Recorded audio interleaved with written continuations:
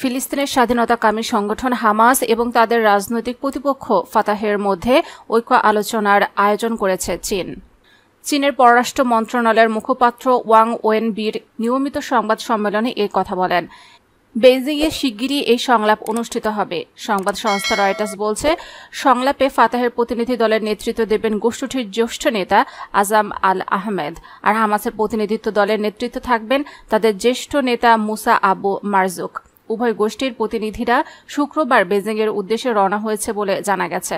শুক্রবারের সংবাদ সম্মেলনে চীনের পররাষ্ট্র মন্ত্রণালয়ের মুখপাত্র ওয়াং ওয়েনবিন বলেন, আমরা ফিলিস্তিনের জাতীয় কর্তৃপক্ষকে শক্তিশালী দেখতে চাই। ফিলিস্তিনের স্বাধীনতাকামী যেসব রাজনৈতিক পক্ষ সংলাপ এবং আলোচনার মাধ্যমে ঐক্য স্থাপন করতে চায় তাদের প্রতি আমাদের পূর্ণ সমর্থন রয়েছে। তিনি জানান, ফিলিস্তিনের প্রতিপক্ষ দুই গোষ্ঠীর মধ্যে ঐক্য স্থাপনই সংলাপের মূল উদ্দেশ্য। গত 7 অক্টোবর গাজায় যুদ্ধ শুরুর পর এই প্রথম চীন সফরে যাচ্ছেন হামাসের কোনো প্রতিনিধি দল। দেশটির পররাষ্ট্র মন্ত্রণালয়ের তথ্য অনুযায়ী গত মাসে কূটনৈতিক কর্মকর্তা ওয়াং কেজিয়ান হামাসের রাজনৈতিক শাখার প্রধান ইসমাইল হানিয়ার সঙ্গে বৈঠক করেন। তখন বেজিংয়ের পক্ষ থেকে এই শান্তি সংলাপের প্রস্তাব দেন ওয়াং কেজিয়ান এবং তাতে সম্মতি দেন হানিয়া। ফিলিস্তিনের হামাস এবং ফাতাহ গোষ্ঠীর মধ্যে দ্বন্দ্ব দীর্ঘদিনের। ফাতাহের বিরোধিতা থেকেই হামাসের জন্ম। ফাতাহ সংলাপ এবং রাজনৈতিক তৎপরতার মাধ্যমে স্বাধীন ফিলিস্তিনের রাষ্ট্র প্রতিষ্ঠা করতে চায়। অন্যদিকে হামাস বিশ্বাস করে সশস্ত্র সংগ্রামের মাধ্যমে ইসরায়েল রাষ্ট্রকে নিশ্চিহ্ন করার মাধ্যমে শুধুমাত্র ফিলিস্তিনের স্বাধীনতা ও সার্বভৌমত্ব অর্জন সম্ভব।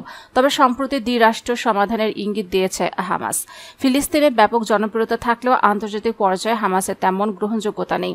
কয়েক বছর আগেই যুক্তরাষ্ট্র, যুক্তরাজ্য সহ পশ্চিমা বিশ্বের অধিকাংশ দেশ হামাসকে সন্ত্রাসী গোষ্ঠী হিসেবে তালিকাভুক্ত করেছে।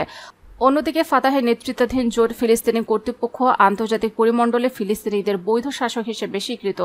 গত বছর নতুন গাজা যুদ্ধ শুরুর পর থেকে ফের স্বাধীন ফিলিস্তিনের রাষ্ট্র স্থাপনের ইস্যুটি গুরুত্ব সহকারে সামনে আসে। তবে এক্ষেত্রে একটি বড় বাধা ছিল হামাস ও ফাতাহের ঐক্য ও পরস্পরের প্রতি বৈরী মনোভাব। এ অবস্থায় চীনের পক্ষ থেকে ফিলিস্তিনের বিদ্যমান দুই পক্ষের মধ্যে ঐক্যের এ আলোচনা একটি বিরল পদক্ষেপ।